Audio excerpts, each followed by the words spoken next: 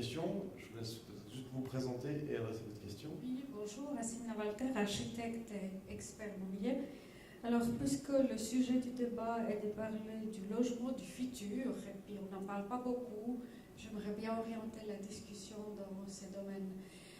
Par le passé, on a réuni les appartements qui étaient petits selon les standards de l'époque pour en faire des plus grands. Et cette valorisation a toujours permis de vendre plus cher ou de lieux plus chers.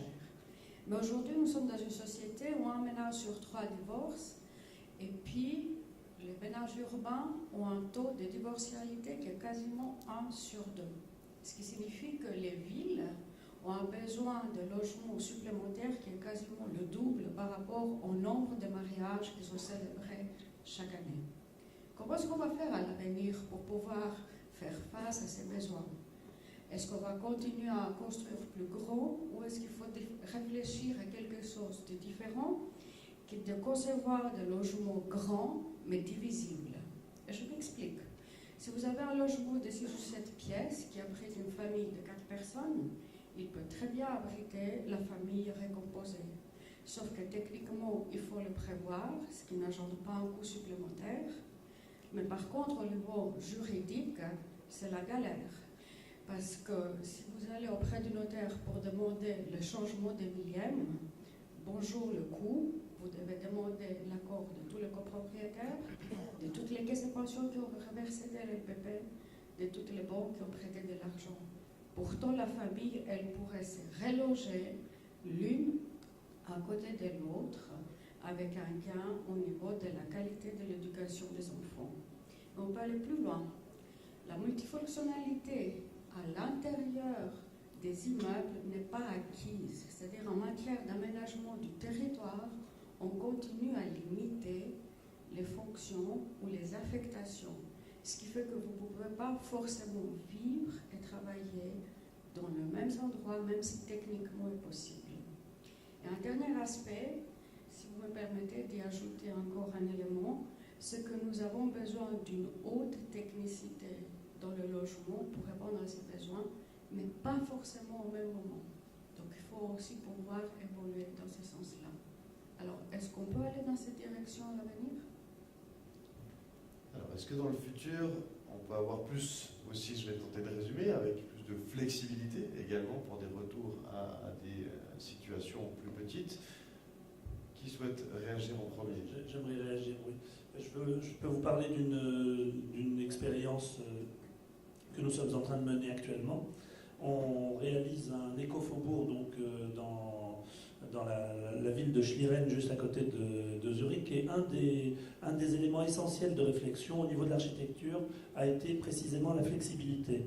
La flexibilité des surfaces qui peuvent être rejointes ensemble, redécoupées. Nous avons par exemple, à titre anecdotique, des appartements partagés pour les personnes âgées qui peuvent avoir envie de vivre ensemble et avoir leur propre intimité, mais avoir aussi des surfaces communes. Mais ces mêmes appartements, s'ils ne sont pas utilisés pour leur destination première, eh bien, ils sont tout simplement redécoupés sans avoir besoin de recalculer des millièmes, etc., puisque nous l'avons déjà prévu dans les plans. De la même manière, on a également des grands appartements de 4,5 ou de 5,5 qui intègrent à l'intérieur de cet appartement un studio entièrement équipé avec sa petite cuisine et sa salle de bain, qui peuvent être séparés à un moment donné lorsqu'on a un ado dans la famille qui grandit et qui veut vivre seul sous le même toit mais avec sa porte d'entrée, etc. Donc tout ça, c'est de la flexibilité architecturale qu'il faut prévoir à l'avance. Mais on ne peut pas prévoir tous les cas de figure non plus. Donc il faut de la flexibilité architecturale, mais elle a ses limites. Je voulais également citer un projet qui est en cours de construction à Genève, auquel nous participons, dans lequel on réalise des logements d'ILMI.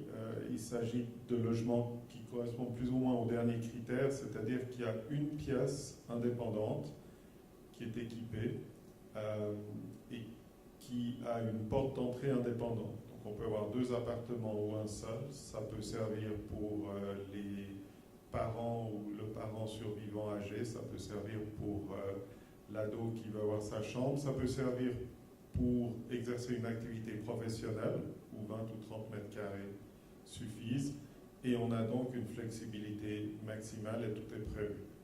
Maintenant, vous en connaissez certainement des couples divorcés qui ont envie de vivre côte à côte, ça n'est pas nécessairement le cas de tous. Flexibilité formidable. Le pape, c'était Burkhardt, 1974, Bâle, coût, augmentation 20 à 22%. Merci. Les nôtres ne coûtent pas plus cher. Non, à notre niveau en tout cas, il n'y a pas de surcoût pour la flexibilité, qui est marginal en tout cas. J'en profite toujours pour signaler que s'il y a d'autres interventions, évidemment, vous pouvez les faire à tout moment. Cette flexibilité, c'est important aussi dans les paramètres de mode de vie qu'on étudie jusqu'à maintenant pour dessiner un peu ce futur entre les volontés individuelles et la raison sociale. Donc, je vais répondre d'abord sur la question de la mixité, parce qu'en tant que sociologue, c'est toujours important de répondre à ces questions-là. Puis après, je répondrai sur la flexibilité qui va nous permettre de lancer le 4e film, qui est justement sur la question architecturale. Donc, pour ce qui est de la mixité, là où on peut se rejoindre avec les promoteurs aussi, on parle toujours justement de mixité sociale, mais il faut voir que les villes ont toujours été ségrégées. C'est-à-dire, il y a les quartiers bourgeois, il y a les quartiers plus pauvres, et que tout le monde ne veut pas toujours habiter ensemble. Donc l'échelle de la mixité, c'est toujours important. Donc est-ce qu'on l'a fait au niveau du quartier? Est-ce qu'on l'a fait au niveau de l'immeuble?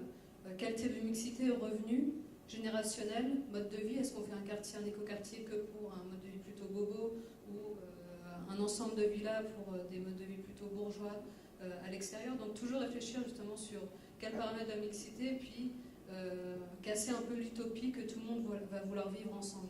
Justement, ce qui était très intéressant dans le quartier des Beauvresses, c'est justement là, la mixité n'était pas possible.